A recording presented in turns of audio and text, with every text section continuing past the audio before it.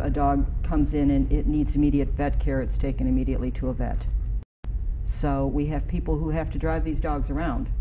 They're very smart dogs, but they haven't learned to drive yet. Some of them think they have. Yes, and we will occasionally find them in the front seat with us. But they do need to have a place to stay. And sometimes it needs to be someone who's willing to work with them and rehab them from whatever mental or physical trauma that they've recently been through. So our fosters are a big, big part of that. We have a vet team that works with the vets to try to ensure that the dogs are as healthy as possible before we place them.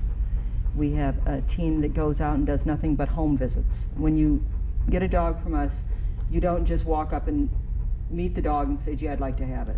We go through an extensive screening process. Susan and I are both on the home visit team, and what we do is we go into a home once they've applied, and we take one of our dogs with us so that we can see how the people interact with the dogs. We check things out so that they know what they're getting into.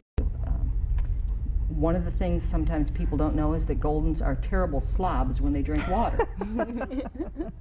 People need to know these things, so we try to educate while we're doing that home visit. Once they passed their home visit, then they go into our database and our placement team takes over.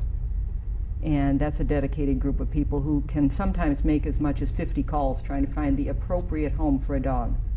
We are looking for a home in which this dog will thrive and never go looking for a home again. On that note, you've placed, as you mentioned, 187 so far this year. We want to tell you the story of one family who brought not one Golden, but two into their family, and these are Goldens with special needs. Take a look. After being with the Northam family for over a decade, Carrera, their beloved Golden Retriever, had to be put to sleep last year. She was just our baby. I mean, she was our first child. And when we lost her, I was worried about getting another dog, that you would always kind of compare the two. Still, the family decided to get another dog, another retriever, so they put in a call to an organization called Rescue a Golden of Arizona. So we get them from all over. Susan Finkenberg is the agency's co-director. They are all sizes, colors, ages, and they're all wonderful. It wasn't long before the Northam family, Susan, JJ, Justin, and Sarah, got the call they'd been waiting for. So on April 13th, is that right? It was the day before your birthday. I got a call while I was at school. I'm a teacher, and it was my friend Sarah, and she said, we just had two puppies come into rescue. And I said, oh, we don't want two. I wasn't prepared for two. And she goes, well, and they're blind. And I said, oh, we don't want blind. And they didn't have much time to decide if they wanted them or not. Because they're probably going to be transported to Phoenix, because I guess they're easier to place in Phoenix. So my husband and I did some talking back and forth. I called my vet. I went online, was just trying to find out about blind puppies. And about an hour later, we had kind of made the decision. We just kind of felt that they were supposed to be ours. When they got the puppies, they were only 6 weeks old. Good sit. Today, they are Bumper, 7 sit. months old. Their names are Bumper and Good Crash. sit. Crash Good is the lighter boy. colored one. Okay, guys, come on. I think Bumper's more the lover and Crash is more of the troublemaker. The Northams say at first isolated them in a small room, so getting around for them wasn't overwhelming. It was definitely challenging, but also neat to see, the progression. We've taught them some verbal cues to let them watch out for things as they're going to bump into them, so we can help them navigate. And then as they got older, we would open up more of the house, and now they find everything that they could possibly find.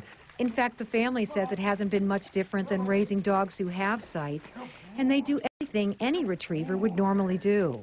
They're almost worse than a puppy that can see, because they go seeking for things. Instead of what they can see, they'll find anything and everything, a shoe, a sock. Originally, they only wanted one dog, but having two has made it easier for everybody. We're happy that we have two of them. To take one blind dog on would have been a lot different than two, because they have each other. You guys like having the dogs? Each of us get to snuggle with one instead of when we had Carrera, we had to share and we would fight. Right. And Justin, what's your favorite part? It's not like regular dogs. They can hear and smell, but they chase me around the grass. But because they are blind, Susan says they have developed a heightened sense of smell and hearing. Good boy. Come on, Crash. When we first got them, I would walk down the hall like this, you know, sort of stomping, so please. We can't get away from them now. Like, you can try to, the kids will try to, like, sort of tiptoe around them to get out of the room, and they must hear your feet on the carpet or the tile, because they'll just follow you everywhere. JJ thought they might be timid outside the house, but found just the opposite.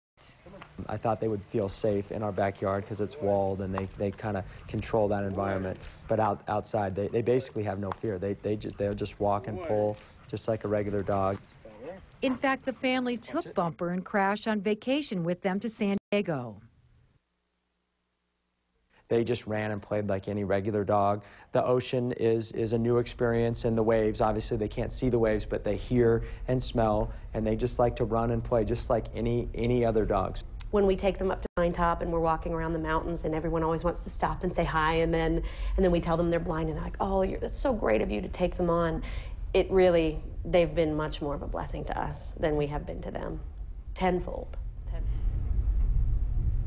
Welcome back to Little Matters. We're talking about Rescue a Golden of Arizona, the organization that helps bring homeless Goldens new homes and match them up with people who love them. You just saw 2 blind Goldens found a new home in Tucson. They really, really seem to be matched with the perfect family. I mean, you would imagine that taking on a blind pair of dogs would be a bit difficult, but with your research, you found that these were the perfect people. How is that working out now? It's working out very, very well, except for the fact that Crash is one of our special needs dogs because he needs orthopedic surgery for his hip. Oh no, now above having no sight. Yes, yeah. Now they can fix it, and they have fixed it, but you know, he has cost the organization a lot of money, and that leads us into our Bowl-O-Rama, where people can sponsor any or all of our 17 special needs dogs for this year. These are dogs that have had more than the usual vet bills. One example is Gus, who... We've got photographs of them. I don't know if they're in a particular order. First, let's go... Okay, let's see which... Here we go. This is Seamus. Oh, okay. Seamus is very cute. Seamus apparently was rescued when he was 10 weeks old. Yes. Serious respiratory problems. That can't be... Right, and that is going to probably be a lifelong thing. He has a type of pneumonia that they can't seem to cure, so he's on medication for life. But Seamus had another problem. He found a tube of Gorilla Glue and ate it. Oh dear. Leading to emergency surgery. Took out... Gorilla Glue expands. Oh, They took out a piece of Gorilla Glue, literally that big. So about the size of a baseball. About the size of a baseball. And look at that face. I mean, you could forgive him anything. well, nearly. His family has forgiven him anything. And he's just a wonderful bouncy dog, and he doesn't seem to know that he's got a chronic condition. That's not the Gorilla Glue, the pneumonia. So he's going to need treatment for the rest of his life. He's going to need treatment for the rest of his life. Okay. There is Crash. Yes, having a good time probably at the beach there. Having a great time, but like a lot of Goldens, particularly those that are inbred, and he came from a breeder, he needs orthopedic surgery, or he has had it actually already. But again, that was costly for us. And to pay these bills, because we are a totally volunteer organization, and even though the vets give us a break on what they charge us, we have to raise money to pay the bills. Yeah. And our vet bills can range between $300,000 and $350,000 a year. That's at a discount. Wow. So this is why we have Bowl-O-Rama. Here's another one. This must be Crash. Yeah. So Crash was simply blind. Simply blind and Also, then needing hip surgery. So they both needed hip surgery. Oh gosh. Okay. So well, they're doing better now. They're doing great now. Fortunately. Yes. Okay. Mikey also, it sounds like, needed hip surgery. He had severe hip dysplasia. Yes. Now that is unfortunately becoming more and more common in Goldens because of inbreeding. I have 2 Goldens. I have Roxy, who is probably from a show line, judging by her looks. Cookie, my older one, was a field dog. And she's exceedingly healthy and will celebrate